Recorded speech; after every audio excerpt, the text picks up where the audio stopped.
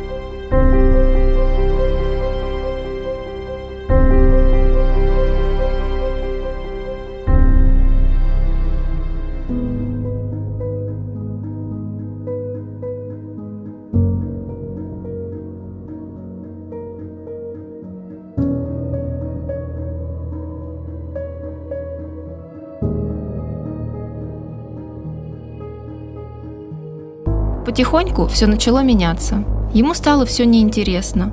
Он бросил спорт, связался с плохой компанией. Мы стали реже видеться. Я почувствовала, что теряю любимого человека. Еще не понимала, что он уже тогда нуждался в помощи профессионалов. И тут я наткнулась на очень интересную статью в интернете и решила обратиться в наркологический диспансер. После многочисленных уговоров и просьб мой друг наконец-то согласился. В приемном покое нас встретил врач. Он заверил нас, что все будет хорошо, что нам помогут справиться с этой болезнью. Я поняла, что поступаю правильно и не стоит бояться помощи. Ты еще не определилась со специальностью? Приходи работать нам в наркологию. Мы всегда рады молодым, энергичным специалистам. У нас очень хорошо развито наставничество. Любой врач всегда может помочь советом, поделиться своим опытом. У нас хороший дружный коллектив. Я председатель молодежного совета, и мы ведем очень активную работу, участвуем в конференциях, фестивалях. Всегда будем рады видеть тебя в своих рядах. За весь этот сложный период пришлось многое переосмыслить. После продолжительных раздумий я приняла решение стать наркологом и поделилась своими мыслями с врачом.